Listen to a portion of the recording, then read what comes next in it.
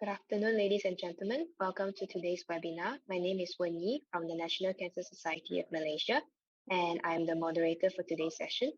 As all of you may know, World No Tobacco Day is coming up on May 31st of 2023. While we await the arrival of this day, we from the National Cancer Society of Malaysia have organized a series of webinars titled Harms of Harm Reduction in Tobacco Control. This is running between April and also May of 2023. So these webinars aim to raise awareness about the false narrative of harm reduction strategies in tobacco control and their impact on public health. All of these sessions will explore various aspects of harm reduction in tobacco control, such as understanding the issues with vaping and health, communication strategies in dispelling those common myths and misinformation for our tobacco control advocates. Now, we've invited representatives who are strong advocates in the field of tobacco control to share their expertise and insights in support of this series of talks. So today's session is the second in the series. 2 days ago, on Monday, we had an introduction about the false narrative of harm reduction in tobacco control, where Dr. Murali and Dr. Norliana shared some evidence-based findings about vaping and also the harm that it causes to our health. Today, we will be exploring the topic of harm reduction and the harm it causes in tobacco control. Our speakers for today are Dr. Murallitharan Munisamy, the Managing Director of National Cancer Society of Malaysia, and also Dr. Norliana Ismail, who is a public health medicine specialist and the Senior Principal Assistant Director of the Tobacco Control Unit and FCTC Secretariat Disease Control Division. So as the first speaker for today's session, Dr. Norliana will speak to us about the narrative of industry and how it is coloring perceptions. After that, Dr. Murali will be discussing applying harm reduction to tobacco control with application of context. Now, before we start, I'd like to remind everyone in attendance that if you have any questions, please feel free to ask them at the Doherty platform. Our speakers will answer as many questions as possible within the allocated time. Thank you so much for being here today, Dr. Murali and Dr. Norliana. So, Dr. Norliana, over to you.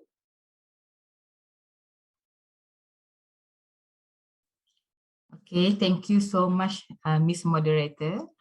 Assalamualaikum warahmatullahi wabarakatuh and a very good afternoon to all.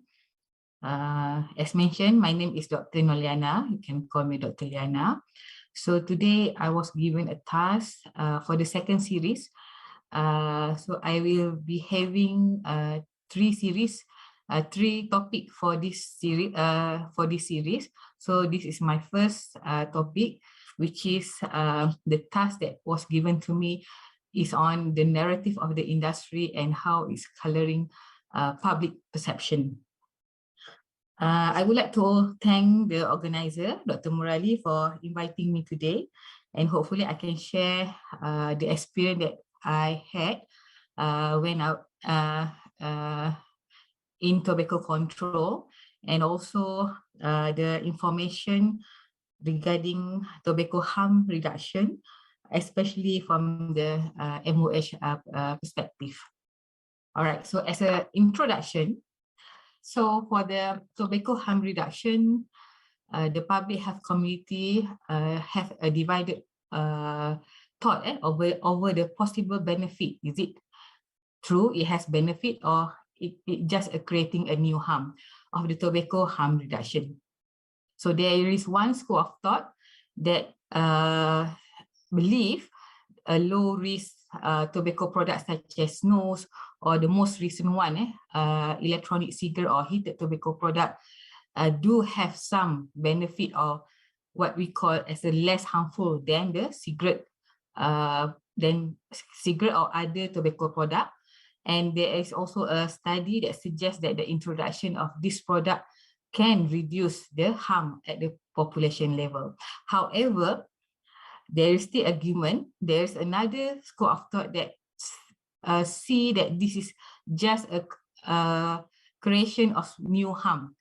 They argue that the extent to which the benefit from this so-called less harmful product, because we have to see how the product is marketed, who actually take it out. Is it to the target population or to the general population, and whether what it claims, which is to help smoker to quit, successfully help the smoker to quit cigarette. So the concern focused mainly on the possibility that marketing of this product lead to increase in dual tobacco use. Instead of switching and quitting, they just use the cigarette and also the less harmful product such as vape concurrently. And also what the fear is also a gateway for the non-smoker to start vaping and then go to smoking. So this is among the agreement that we have regarding the tobacco harm reduction. Okay, let us go back to a little bit on the epidemic of the smoking, the history of epidemic of smoking. And if you can see from this graph, the link between smoking and chronic diseases such as lung cancer, cardiovascular, stroke was apparent to the clinician and the tobacco industry themselves as early as 1930s. And it was a well-documented scientific evidence says in 1950 that cigarette or smoking can cause this or chronic diseases. So what is the previous narrative that has been attempted by the industry? So they attempt, because of that, they know that there will be a reputational damage to them. So they want try to limit the damage, and they try to maintain the profit, and they try to counter the so-called threat to their sales by introducing the misleading product-based term. So I think if most of you familiar with so-called light cigarette, ultra light cigarette, or low tar cigarette. So this campaign, they do it around year 2000. So just to mislead the public that there are choice for them if they want to reduce the harmful effect of smoking.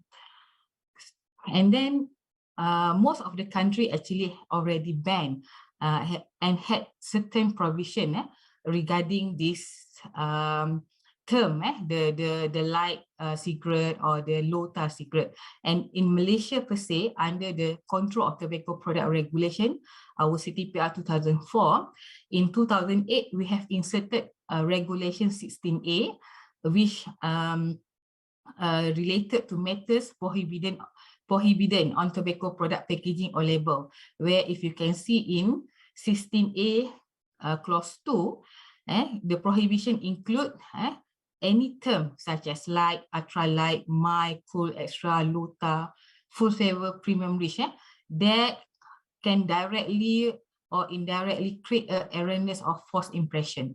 So we already had this regulation since 2008 that prohibit the industry from writing a low or mild form. They claim that the cigarette has a low nicotine and so on. So, and in 2013, we have insert a new one together with the prohibition of the term, also the description, the claims, the graphic that can send, they are meant of promoting or indirectly to promote the sales of the tobacco product. All right, so that is the previous one, that what they have tried to do with this so-called less harmful product. The same cigarette product, but they have this term as a low or mild. So what are the current narrative? What they are trying to do to ensure that the business is sustained? So if you can see here, the evidence suggests that the newer products such as electronic cigarette or heated tobacco product is an important vector in the expansion of harm reduction message from the tobacco. So the products can be from the heated one, they still use the tobacco inside, but with the device or the electronic cigarette, or we call it as a vape or pod or mod. They had many designs. And in the tobacco control communities, there's still ongoing discussion about the terminology to discuss all these new products. the novel product, the alternative product. So this is among the terms that used for all these new tobacco smoking product. All right, so for the heated tobacco product, there is what we can say a lie that have been projected. So I think previously, if you in the tobacco control, you will know that they will say that if their product, the cigarette product is harmful, they will stop the business. But until now, in 2030, I think we still can see the cigarette is being sold openly, and it's very easily accessible and very near to our house, very near to the school. So the cigarette is all over in Malaysia. So we can still see that the cigarette, which is the most common product sell in our market. And when they introduce the new product, the heated tobacco product around 2020, 2021, they come with the campaign of smoke-free future or unsmoke your world, which is more or less like aligned with the health message, but it is more or less the thing that they do is actually to promote their new smoking product, which is heated tobacco product. So what they have now is in the market, they still sell, which they categorize as a conventional one, conventional cigarette, which is they admit is harmful, and now they are introducing the less harmful product. So if we say this one is truly less harmful, why they are still selling the harmful product? And why you can just take it out? So they still continue to sell both the products. All right. So pertaining to the electronic cigarette that use the liquid in the liquid form, which is normally they put nicotine inside. So this one came to Malaysia around 2013 and become a very phenomenal issue, especially among kids and among women in 2015. So it has been evolved from the first, second, third, fourth generation, and currently the latest one is in the form of disposable pod. The e-cigarette is in one set. There is no, it's like a closed system. The liquid was inside the pot, and they will use until the liquid dry or finish, and they will just throw away the pot and buy a new one. So that one is the latest and the most, I think, majority of the user use the disposable pot. All right. So what are the claims that they say regarding this product? So we often hear it's a less harmful, it's a safer alternative. So they are promoting it for the smokers to switch to the vaping product. So, and they will compare the effect of smoking with the effect of vaping. So if you can see from this slide, they say that in tobacco smoke, there are around 7,000 chemicals, which is not in the vapor. And it is well documented chronic diseases such as lung cancer and cardiovascular, but still there is no documented case for those who use vape to have cancer and so on. So this is their ways of saying that it's a safer alternative, because it still doesn't manifest, the disease still does not manifest as yet. And in terms of the environment, they say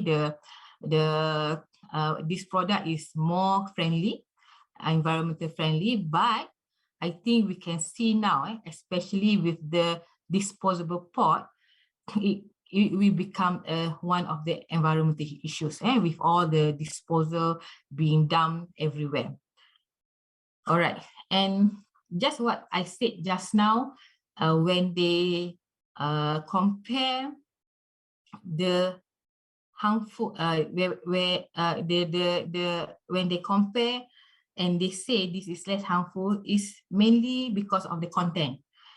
The cigarette, I think, is well established. It contains 4,000, 7,000 chemical, toxic, VOC, carcinogenic, and it has been proven to lead to the chronic disease. While an e-cigarette, they say we just have only four basic component, which is nicotine, PG, propylene glycol, vegetable glycerin, and also flavor and nicotine. So in view of that, they don't have all other chemical or toxic chemical like cigarette.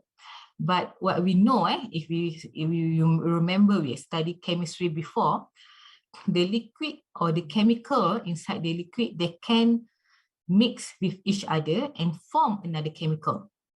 They can form another chemical, and when they're being heated, they can also produce another chemical. And from the local study that we had in Malaysia, UTM study shows when they study the e-liquid that has been sold in Malaysia, it contains around 40 chemicals, and where 21 are classified as toxic to or have toxic have effect to the our health system. All right, so the benefit of this less harmful product, such as vape, is a still ongoing debate, not only in Malaysia, but also internationally. So like the industry, they very like to quote from the Public Health England, but there is one review, this 2019 review, that compare the Public Health England views with other agencies like National Academy of Science, Engineering and Medicine, and also some major US agencies like CDC and also FDA and US General Surgeon. So if you can see here, for the smokers, as Public Health England say, they recognize e-cigarettes are not safe. They say e-cigarettes are not safe, but safer. And they recognize, they endorse the availability of e-cigarette as a smoking harm reduction combined with behavioral intervention.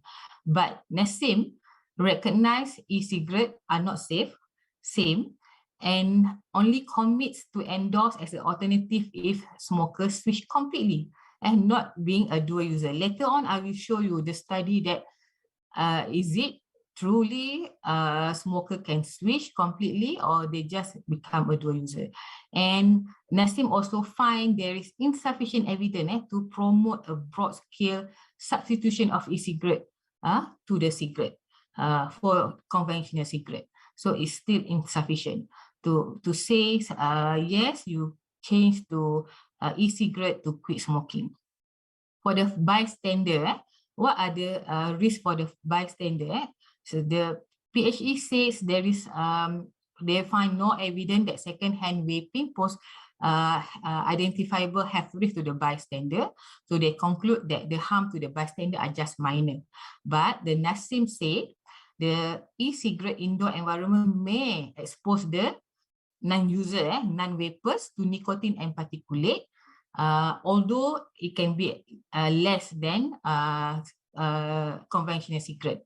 And CDC also state that e-cigarette aerosol is not harmless, which is harmful, and contain harmful substance, including nicotine. And the Surgeon General called to prevent involuntary exposure to nicotine and other aerosolized emission from e-cigarette. Okay, and for the children, the Public Health England say that some experimentation, despite some experimentation with this device among the never smoke, e-cigarette attracting very few. They said it's very few. So they describe the impact to the youth on trying e-cigarette can be negligible. But the Nassim said that there is evidence that e-cigarette use increase the risk of using combustible among the youth and young adult. Means that they start using e-cigarette first before they change to the conventional one. And FDA also state that the kids who initiate e-cigarette, there is great chance for them to become a conventional, to use the conventional cigarette later. Okay, so in tobacco control, when we want to recognize or say that, yes, we can use this product to substitute the conventional cigarette in order to help the smoker to quit, we must outweigh between the risk and the benefit.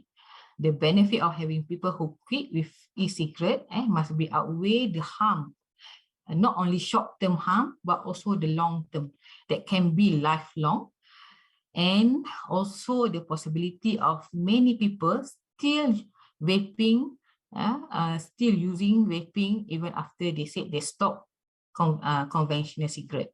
So in view of that, we in Ministry of Health ourselves, we still don't because of the we don't know the potential long-term health effect of the e-cigarette.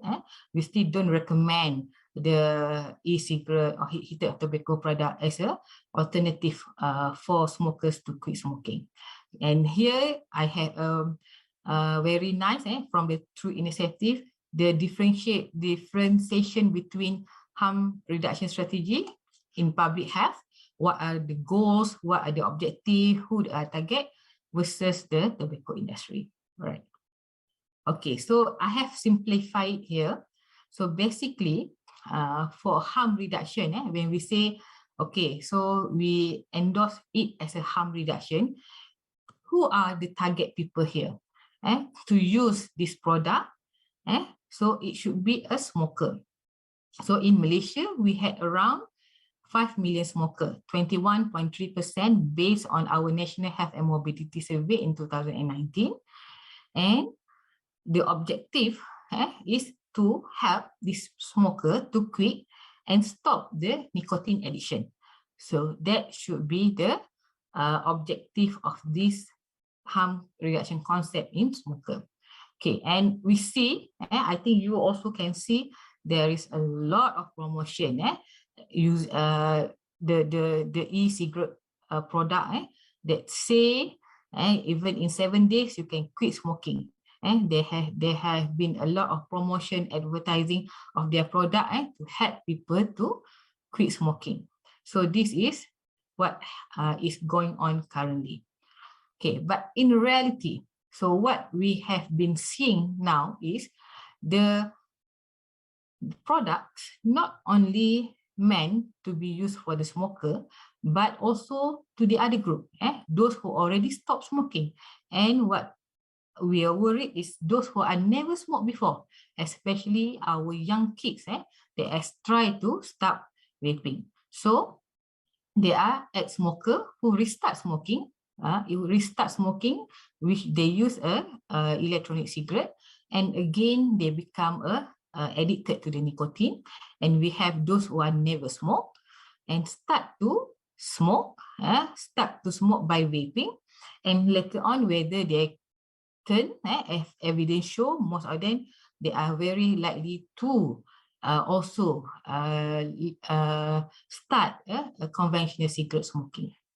All right, so this is the design that we have, the e-cigarette design that we had in the market now. It's very fancy, if you can see, very colorful. They had all type of toys like e-cigarette, which for me myself, I'm very attracted to this product, right? So if this is the product, so if you think, who are the target here? Who are they targeting by doing this design for the electronic cigarette? Are they targeting a 40 or 50-year-old smoker to quit and switch to this product? So, all right. So they are targeting women. We can see more and more women in Malaysia, they are attracted to vape. We only had less than 2% of women in Malaysia smoke, based on our National Health and Mobility Survey. In 2019, only 1.4% of women in Malaysia smoke. But among the youngsters, the female youth, the percentage is around 5, quite high. But if we look, I think the next National Health and Mobility Survey will be conducted this year. I foresee that we will have an increase in our women started to vape and try this new product. They're targeting the children, because of this very attractive design, because of the flavor. It's candy, it's a strawberry, it's a fruity base, it's creamy base that can attract the youth to start and try the new smoking product. So for the smoker, is it really help them to quit smoking? It has been put in the advertisement, in their promotion that they can help a smoker to quit. So let us look at the evidence.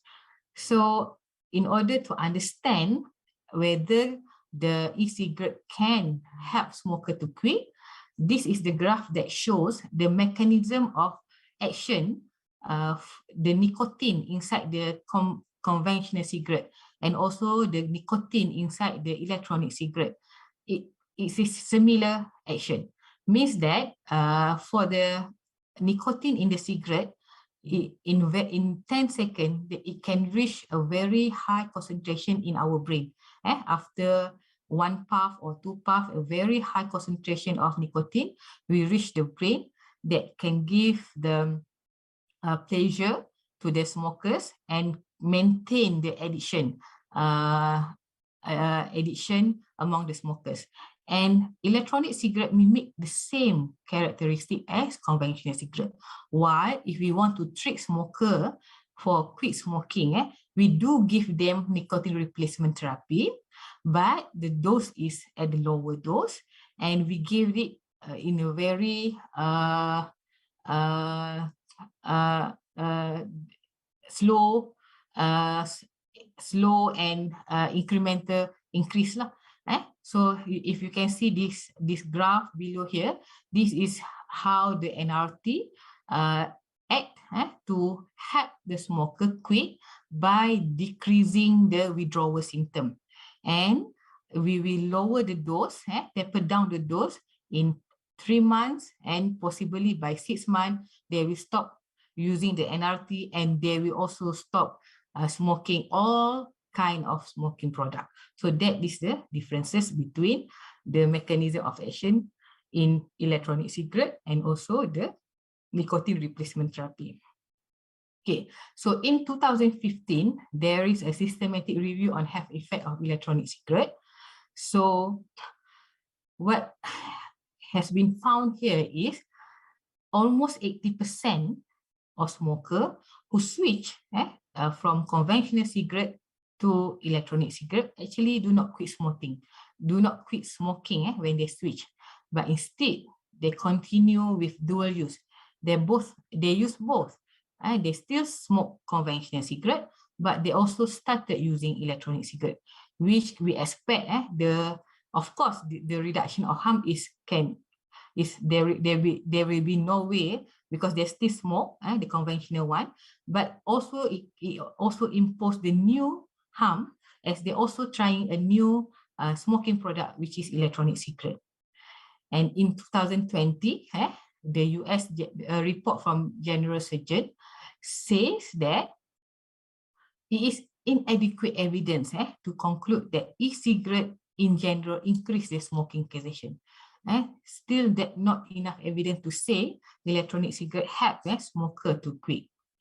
All right, and in 2021, the WHO technical report also reported that most electronic cigarette use that contain nicotine, they do not quit smoking combustible cigarette, but rather use both, end up as a dual user, which at least maintain the substantial health risk associated with cigarette smoking, which later on increase their health risk.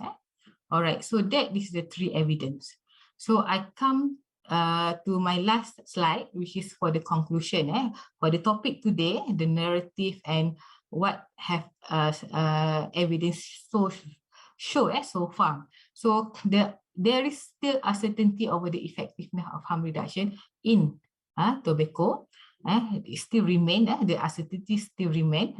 The harm reduction narrative are being leveraged to collaborate with scientists and also to circumvent the existing tobacco control regulations.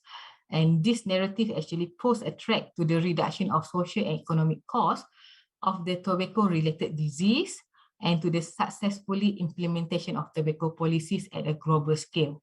So, because basically, tobacco control and a global tobacco control, a comprehensive tobacco control, it should be comprehensive, well enforced, and aim to reduce the uptake of smoking, not only conventional, but all sort of smoking product, especially in our young people, and also those who already smoke, we must help them to quit.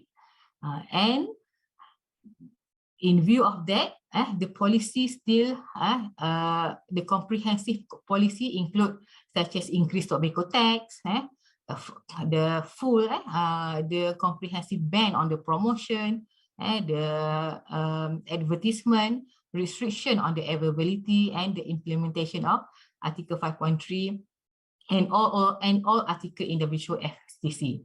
So, and lastly, any harm reduction approach should be implemented as part of broader strategy, but and also including a comprehensive range of well-enforced tobacco control policies. So I think that's all my slide. I pass back to the moderator.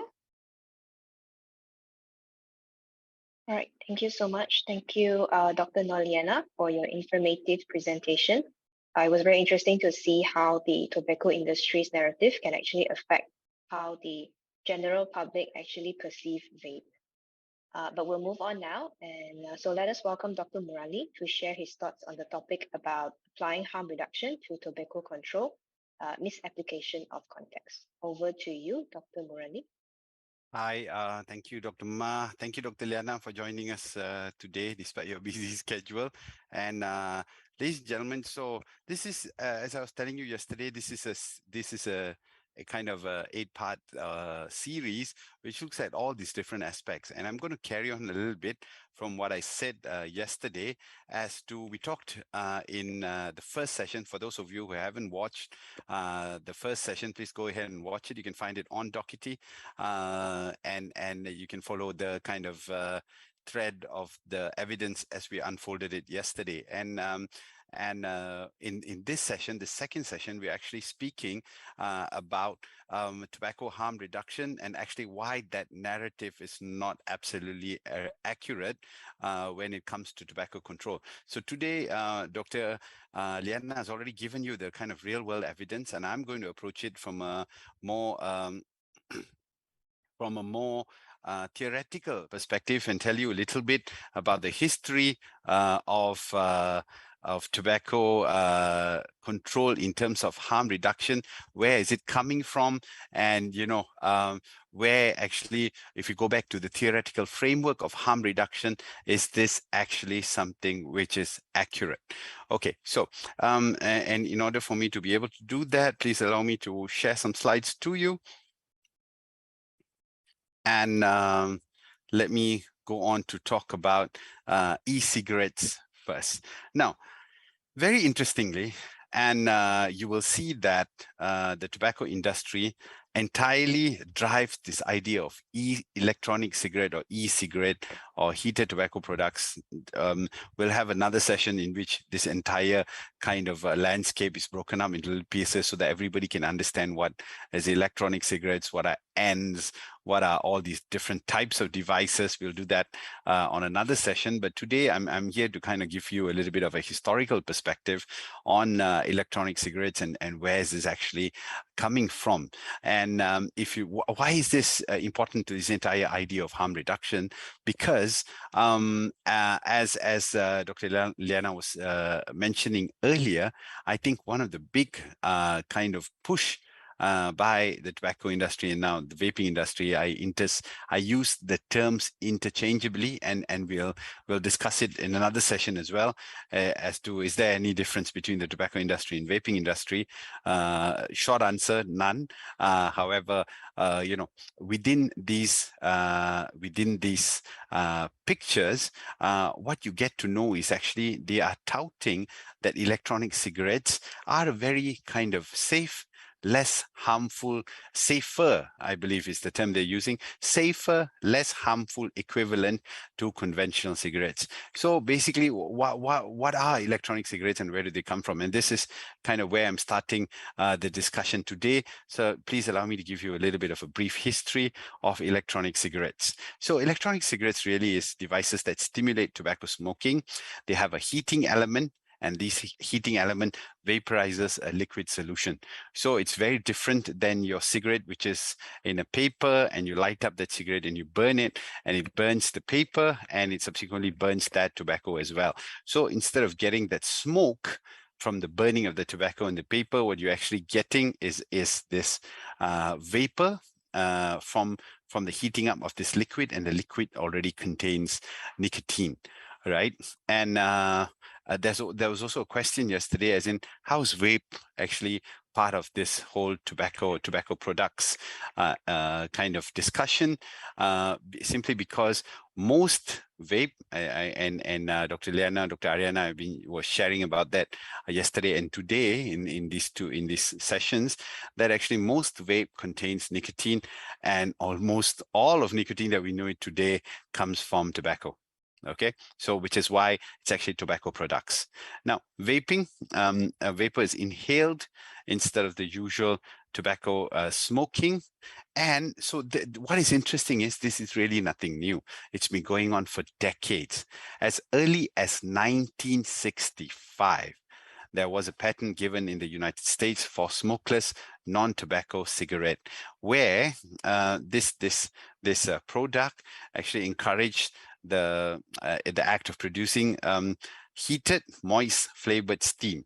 And at that time, this product, the patent that they gave for this product in 1965 actually didn't have nicotine. It was not a device that contained nicotine. And understandably, without the nicotine, kind of the addictive element, this really didn't take off. So, and what was also kind of in vogue at that time in the 1960s, 1970s, smoking was still considered very, very fashionable. And I'm sure if you actually have a discussion on the history of cigarette use, you'll actually see in the 40s and the 50s, it was actually for a while being pushed as even as a healthy kind of substitute. You smoked to have better health. So so these are all the kind of various narratives that the industry has fashioned over time. We put forward the perspective that this is one of the latest narratives that they're putting forward, this idea of tobacco as harm reduction. So smoking, as I was saying, was deemed too fashionable. And so even in 1965, when they first came up with this first version of the electronic cigarette, that actually didn't quite cut it. It didn't do so well. So it didn't quite take off. However, very quickly, when Dr. Liana was mentioning this to everyone just now, that very quickly as people, more and more people began using cigarettes, and a lot more studies and research was conducted on it, we began to realize how dangerous this substance was. Not only was it carcinogenic, it was causing cancer. It also caused a whole lot of other diseases due to this entire plethora of compounds that you found in it.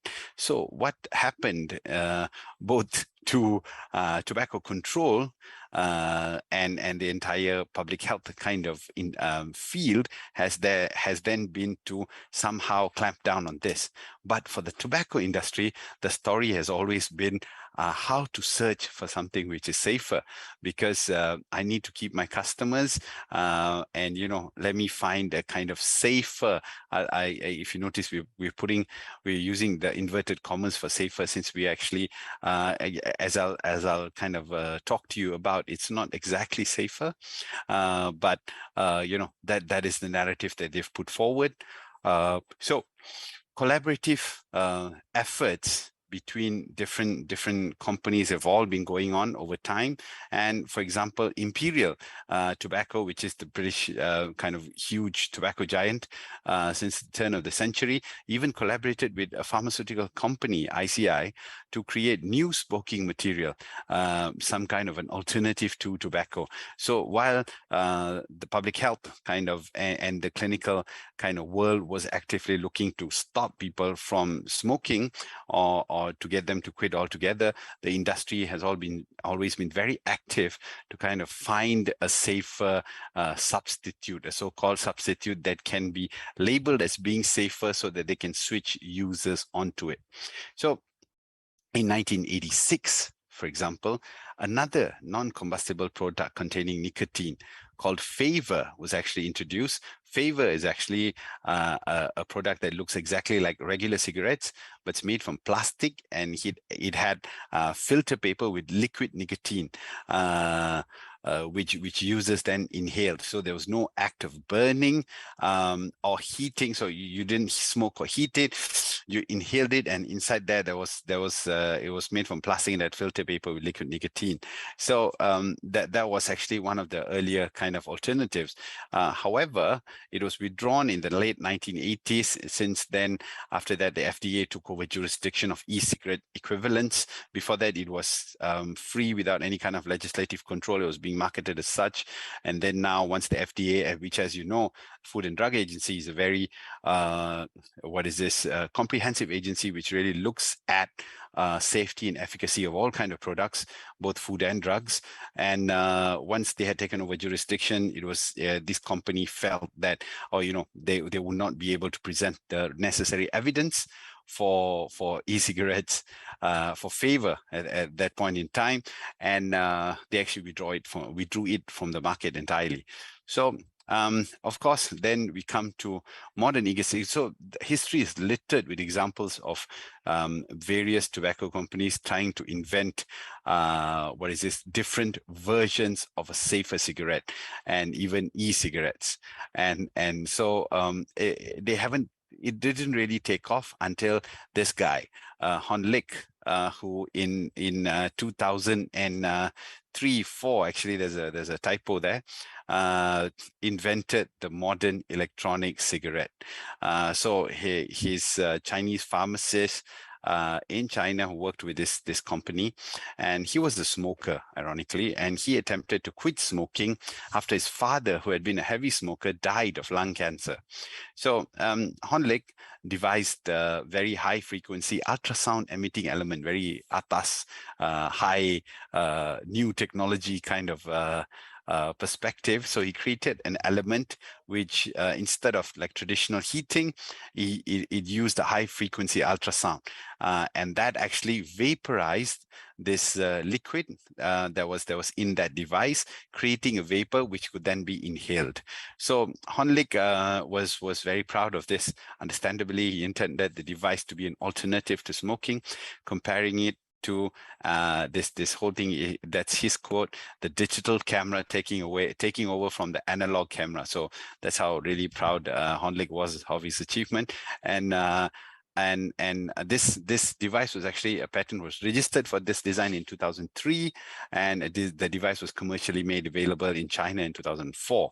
So different versions were sold in the US and Europe in 2006, 2007.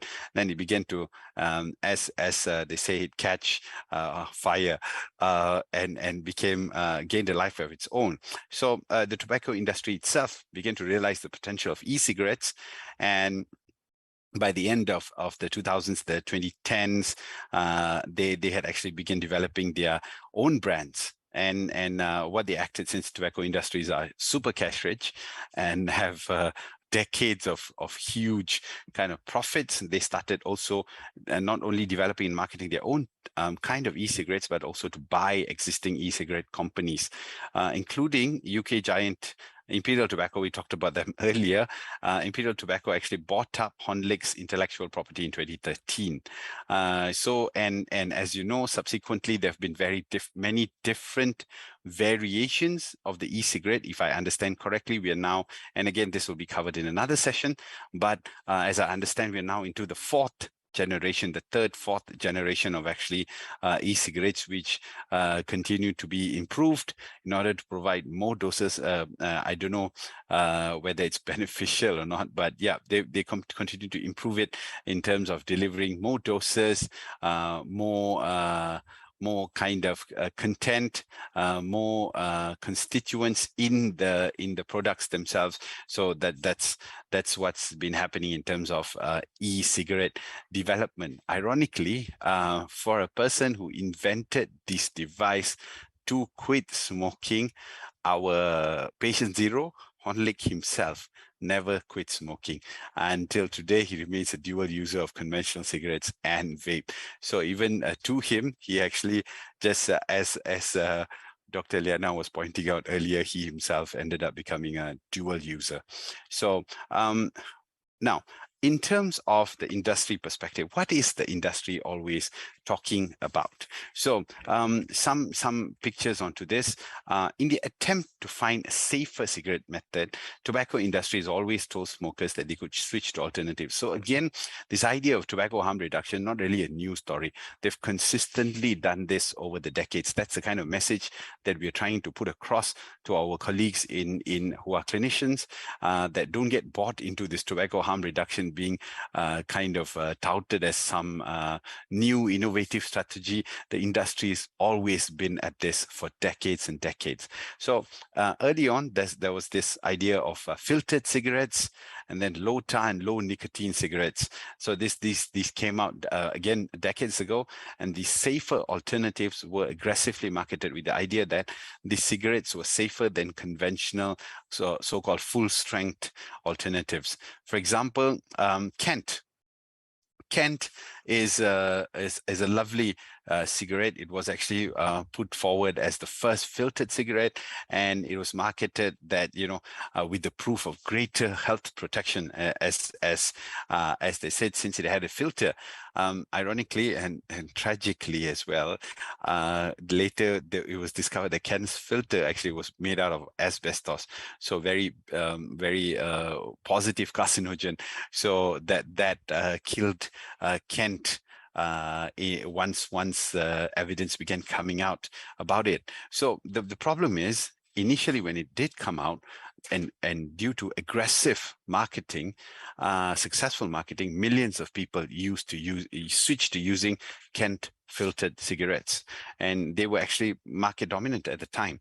The other kind of cigarette that advertised itself as having low tar and low nicotine, it's, you know, so if you see, it bears very close resemblance to the story now of like, you know, if you're going to quit, you might just switch to you know, this e-cigarettes.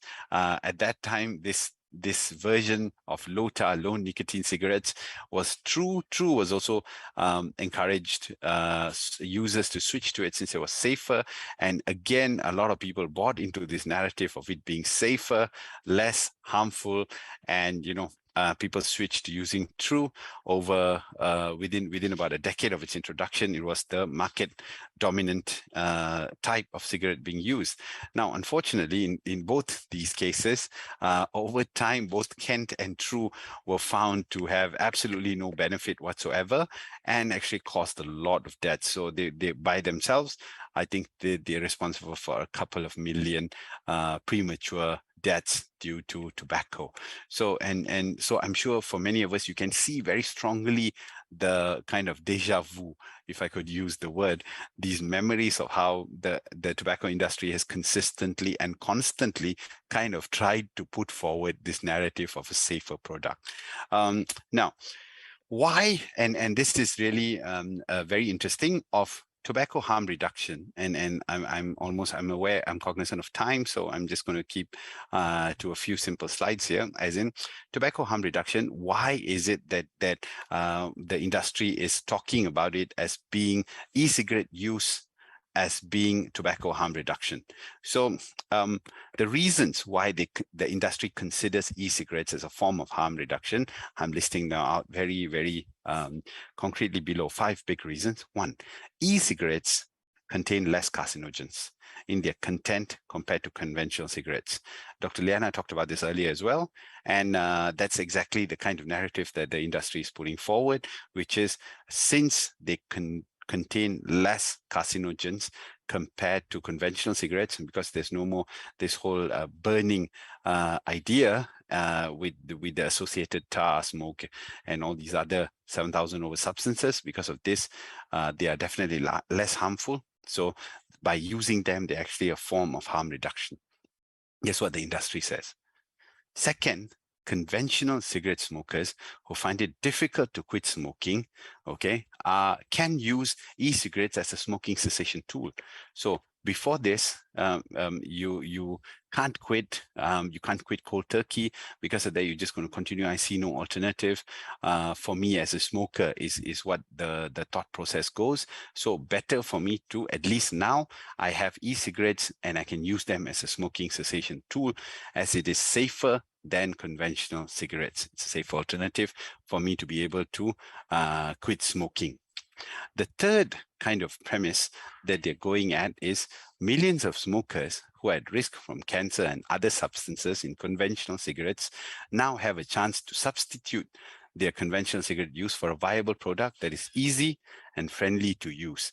So that's the kind of narrative that that's being put forward. E-cigarettes are easy to use, they're friendly, and people can switch to them easily.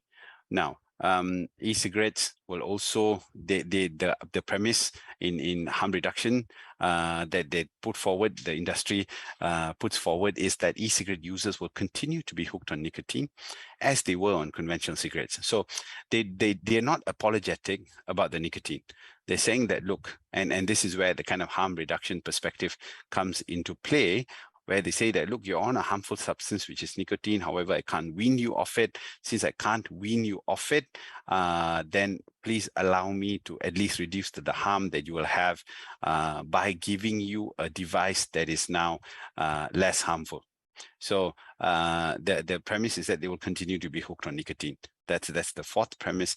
And the fifth idea is, in order to attract these conventional cigarette users to switch to e-cigarettes, they need to be made available widely in multiple attractive versions, including in different flavors, marketed very aggressively, and be available to be sold in any and all locations without any sort of restrictions.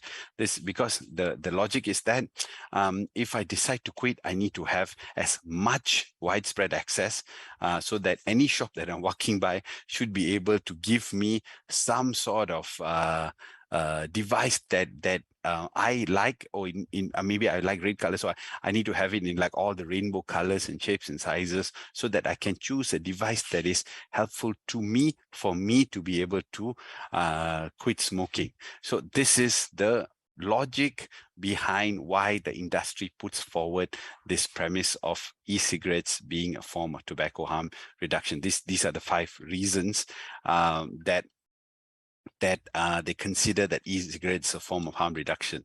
Now, how, and if you recall yesterday in the first session, session 1, for those of you, again, who haven't watched it, please go and kind of have a look at session 1. It's available on the Doherty platform as well.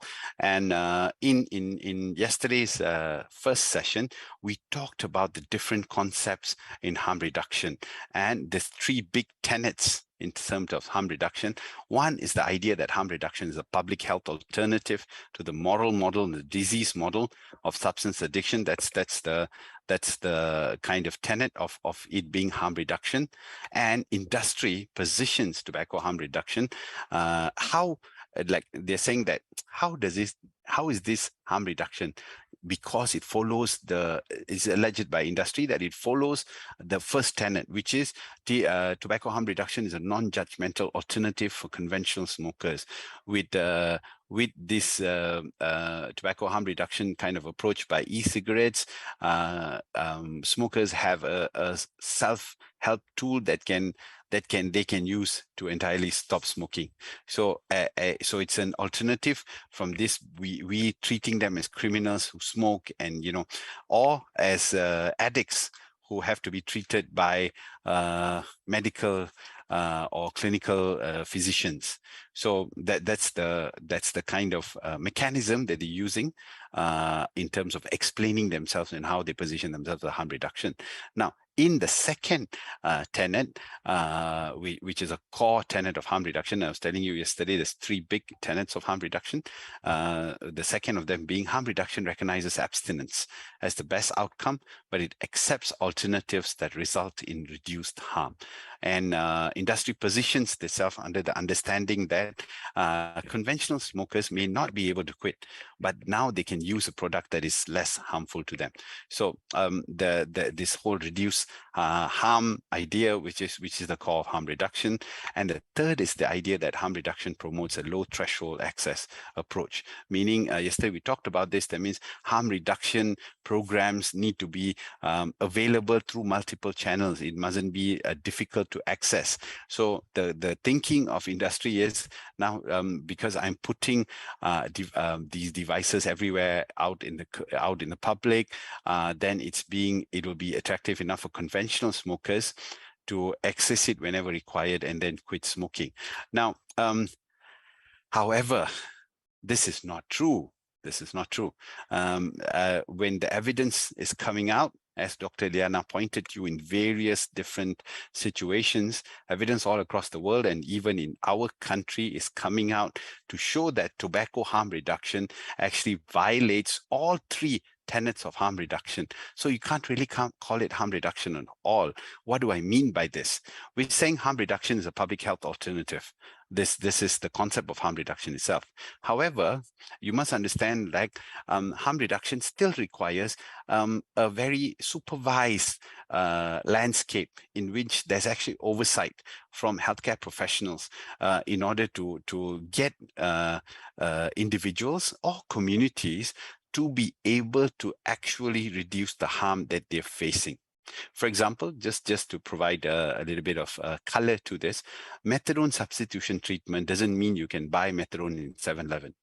Okay, methadone substitution treatment requires you to actually go to a clinic where you're supervised and methadone is provided to you, and you actually make sure that you're not abusing that methadone, or in many cases, sometimes you've seen examples of people taking the methadone and selling it. So this is all not done. So harm reduction in the use of methadone substitution therapy is carried out under a very rigorously monitored framework with supportive healthcare professional. Rather, okay, tobacco harm reduction, they are actually pushing out this narrative that that it is harm reduction, but in actuality, what the industry is doing is carrying out parallel marketing to never smokers. Dr. Liana talked to you about this group of people earlier, people who've never smoked in their entire lives, including children and young adults. And to them, there's this aggressive marketing to actually get them to start using these products. So rather than it being harm reduction, it's actually harm initiation. So that's the first kind of big violation of the harm reduction tenet. The second violation of the harm reduction tenet is this idea that, tobacco is, nicotine and e-cigarettes are substances which are not as harmful as conventional cigarettes. That's the working premise. But now we're finding out, and in various sessions, we'll break this down as well in subsequent sessions, that nicotine itself is a big driver of different health conditions and diseases. And other contents, including glycol and as Dr. Liana was saying, when you heat them up all together, they're causing some other substances to form which are detrimental to health. So if anything, rather than this being harm reduction, the use of e-cigarettes is actually harm substitution. So that's where this is coming from. And the third kind of tenet is harm reduction supposed to be accessible through community, through various forms. So it's easy for people who are abusing substances or indulging in high risk behavior for them to be able to get to these programs, harm reduction programs or harm reduction solutions. That's actually being abused, this idea, by the industry, because using the guise of harm reduction where it needs to be widely available, they are actually using this to shrug off any regulation and control, and making sure that it's now accessible and marketable to never smokers. Again, never smokers are people who've never smoked any kind of conventional cigarette before. So rather than it being used for smokers to reduce the harm that they're having, industry is using this narrative to actually open up a whole new market of people who've never used conventional cigarettes to actually now become addicted to e-cigarettes, especially the nicotine content within them. And in this perspective is actually, it's not harm reduction, again, it's harm initiation. So I'm going to stop my slides with this killer quote. So as early as the 1970s, the UK Health Education Council actually put out this very sobering quote: "Smoking safer cigarettes are the equivalent of jumping from the 36th instead of the 39th floor of a tall building." So which really kind of gives you a perspective of, since so many decades ago, the industry has been trying to push this narrative of a safer form of cigarettes. Today, it's come to us in the form of tobacco harm reduction, and that's entirely a false premise. So I'm going to stop this session right now and see whether we have any questions and turn it over back to Dr. Mah. Thank you very much. All right, thank you so much, Dr. Murali, for your insights. That was a truly eye-opening presentation. It was very fascinating to learn about the history of traditional cigarettes and how the narratives of harm reduction in the tobacco industry have evolved over time.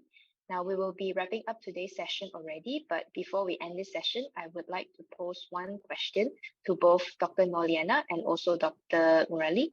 So if there's one key takeaway message that you'd like all the participants in attendance to bring home today, what would it be? So maybe Dr. Norliana can take the question first. All right, thank you, Ma.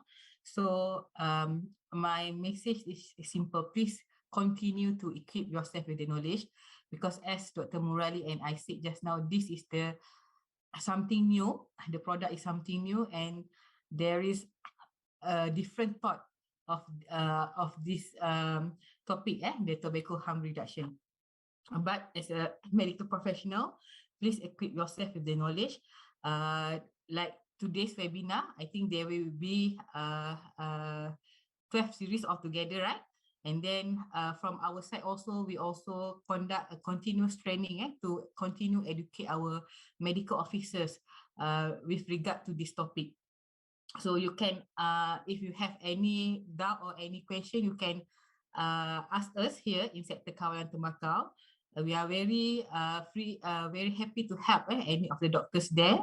Please give a correct advice if you are dealing with a patient who are willing to stop and ask you whether he can use vape or e-cigarette for a quit smoking. So based on knowledge today and hopefully the past 2 days, and you can give a proper advice to them. All right. Thank you, Dr. Liana. So now moving on to Dr. Murali, what would you like to explain to the crowd about your key takeaway message? Okay, my key take-home message is very similar to what Dr. Liana is saying, in the sense that I think for a lot of our younger colleagues and clinicians who are not very familiar with the long decades of history of tobacco control kind of storytelling, it's easy to kind of fall into this trap of believing that this is a legitimate kind of approach which has clinical benefits to our patients. That's not true. So look at the evidence, follow the evidence. Most importantly, listen to the experts, and you'll find that since like every other story that they've been telling us for the past few decades, this is entirely driven on the idea to drive more sales and market it to an entire new group of consumers. We shouldn't fall into this trap. All right, thank you so much, Dr. Murali. So I guess this brings us to the end of our webinar for today. Once again, thank you to all of our speakers for sharing your expertise with us on today's topic. And we hope that this webinar has provided all of the participants with valuable insights, and we have provided you with a better understanding of this really, really important topic. Now, don't forget to tune in for our next webinar, which is titled Vaping, the New Harm, from the Perspectives of Tobacco Control, which will take place tomorrow, 20th April from 2 p.m. to 3 p.m. So thank you for joining us today, and we hope to see you again tomorrow. Thank you so much, everyone.